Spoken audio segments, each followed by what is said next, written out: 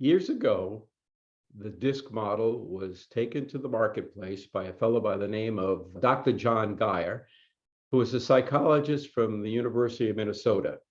He used the students as a living laboratory so he could prove out the various theories that he had on how people work together.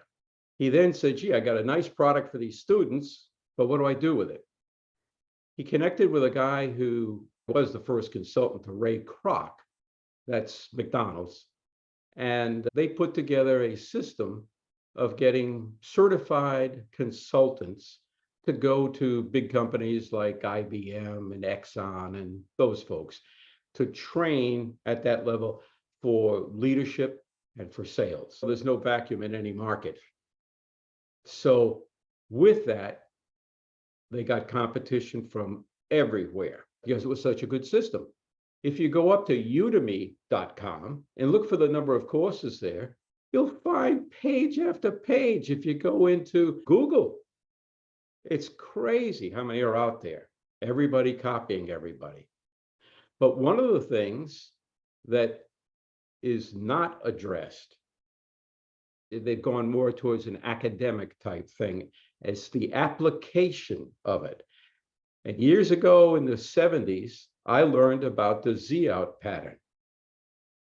In fact, the fellow I learned it from, he was past president of the National Speakers Association. Don had this thing that he had worked out and in the real world had proven it because he was going to large companies throughout the United States, implementing this product and seeing how the studies went. The Z-out pattern is where we can see how people adjust and how they move around and how to communicate with them.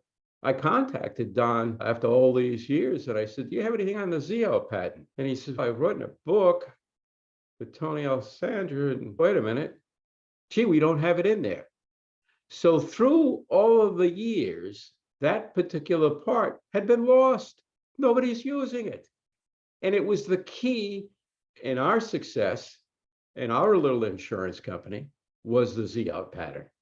That's what makes us different than anyone else out there.